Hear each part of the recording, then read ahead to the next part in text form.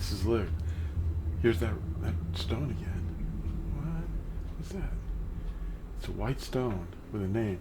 The builders rejected the chief cornerstone. Psalm 118, verse 26. The stone the builders rejected. So I want to read this. First of all, I want to tell you, there's another channel. I'm loading this onto our first channel. Mark Davidson and myself had a channel called Torah Institute, which this is. I'm just loading this up here as a short video to let you know. There's another channel that I've been adding a lot of newer videos on. And you're going to probably find some interesting topics. And I'm going it alone right now. I'm kind of trying to figure out how to do this. I still love Mark, and I miss him. And I want to read some things out of this BYNV.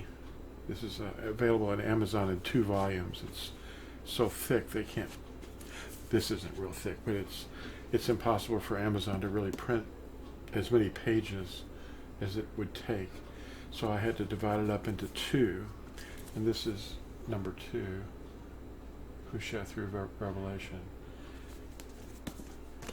And we're going to be studying a little bit about what's going on around us in the world and how the Circus Fathers have misinterpreted a lot of things about Paul and obedience to the commandments that was handed down to us. And we're going to study a little bit on 2 Peter, or Kepha, chapter 2. Yeah. And I might need my goggles for this. Let's see. I also wanted to show you this too. This is one of our new tracts. Most of you are familiar with them. One piece of paper. It's a 4-page tract, but it's printed on both sides, and it makes a neat little handy pamphlet or tract. This one's called Awakening the Watchmen. It's my recent one, and it discusses a lot of things. Hey, maybe there's a light over here. Let's see what this looks like. Huh?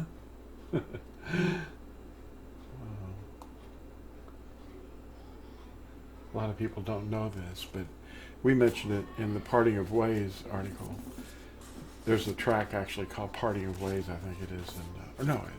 The Fiscus Judaicus, the Jewish tax, after the temple was destroyed.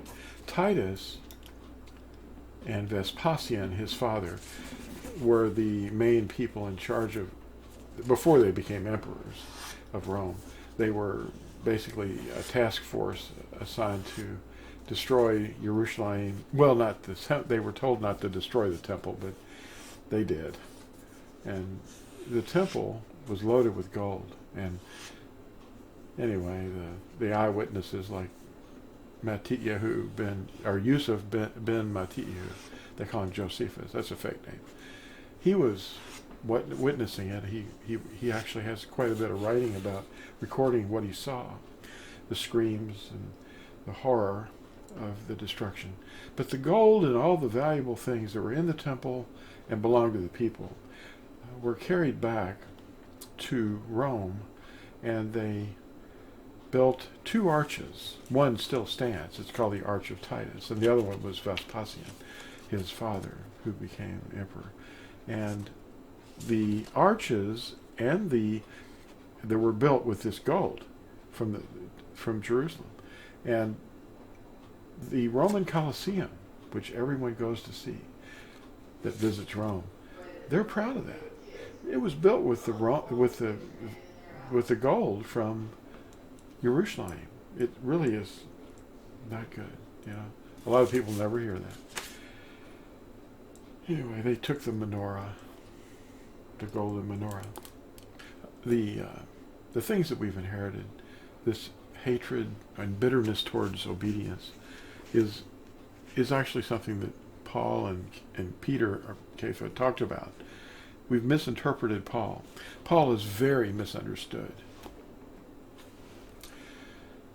And let me just, they say that people were falling back into their old ways, and like the Sabbaths and the festivals, and of course the Christian teachers have been teaching people for centuries and centuries that these were the things that the Corinthians and Philippians, Ephesians, and Galatians and Colossians were all falling back into, obeying the commandments, as if that's something ugly or bitter. But these people were all pagans. The Philippians were pagans, the Ephesians, Galatians, Colossians, and Corinthians. They're not falling back into practices that Yahuwah commanded. He commanded us to live by them. And because they were all former pagans, they were falling back into their own practices. And that's what people are not hearing about. That's very strange. So they're all former pagans, and Paul was writing to them to encourage them to avoid the patterns of the world. The patterns of the world. They were raised in things like that, like birthdays and special days based on fertility. They were building pillars and bowing to idols, fornicating in sun temples, and having worship of the host of heaven with shrine prostitutes. In fact, the things that they did were so disgusting, Paul said it was shameful even to speak of them. Ephesians 5:12. Peter described their folly to be like a dog returning to its own vomit. 2 Peter 2:22, which quotes Proverbs 26:11. Today, pastors act like the Shabbat and the festivals and eating clean food and so forth are like dog vomit if you return to them. They misunderstand. These people were formerly pagans. That's what they were returning to, these old practices they were raised in from children. The solstice festival, now there's Nimrod, Santa Claus running around in a sleigh with reindeer. That's not something that Paul recommended. They misunderstand because they don't understand what they profess to be truth.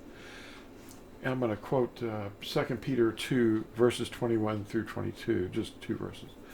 For if they have escaped the defilements of the world through the knowledge of Adoni and Deliverer, Yahusha HaMashiach, and they are again entangled in them and overcome, the latter end is worse for them than the first. It would have been better for them not to have known the way of obedience than to have known it and then to turn away from the Kodesh command that was delivered to them, the Ten Commandments. Of them the proverb has proved true. A dog returns to its own vomit, and a washed sow returns to her rolling in the mud.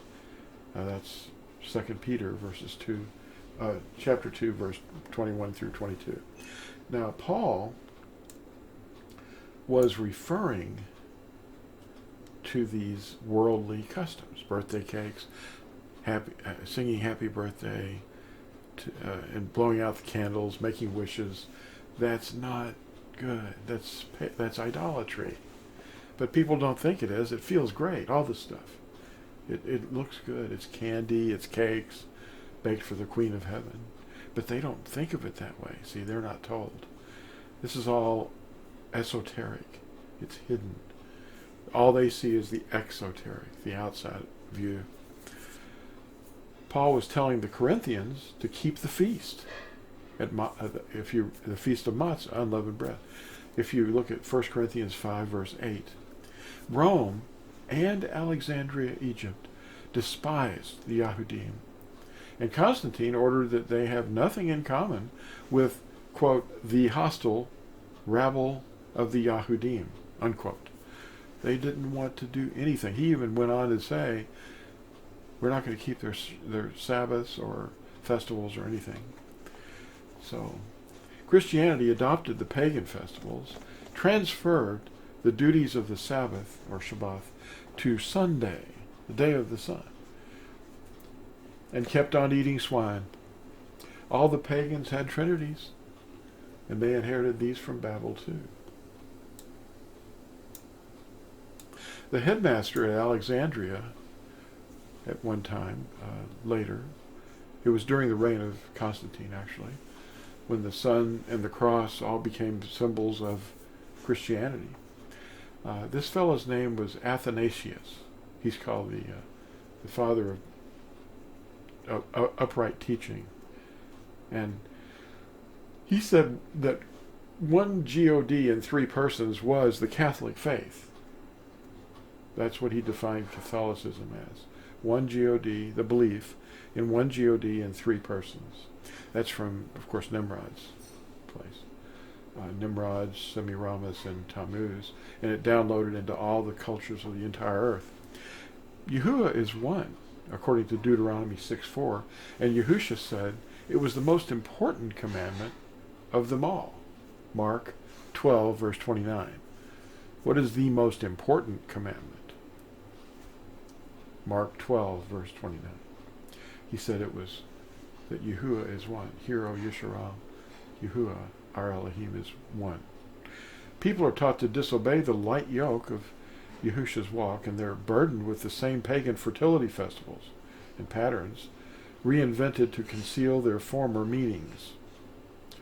They work hard at it too. It's very expensive. Eggs, trees, wreaths, cakes, pillars, decorating their houses, hanging eggs in their trees, and the whole schedule that pagans used are cherished today at great expense and effort. The idea of obeying Yahuwah evokes a bitter response in the people as well as their teachers, the pastors that teach them. And it's considered sinful. The way of truth is maligned as if it's evil. 2 Peter chapter 2, verse 2. Yahusha is awakening his watchmen today. And why would Satan, Hashatan, want us to obey the commandments and observe the festivals? Why would he do that? Yahusha is the real name that we're supposed to call on. And yet it was taken out of the scriptures. If you read your translation, I've done this in other videos, NIV, NASB, King James Version, the preface needs to be read out loud to the congregations so that they can hear that they took the name out of the scriptures, replaced it with a device. I just wanted to, basically make this a short video. So I want to also remind you, once again, that I have a new channel that I'd like you to subscribe to, if you would. Go to it, and you'll find it on YouTube under Lew White, L-E-W White. Thanks for watching, and we'll talk to you all again soon. Bye now.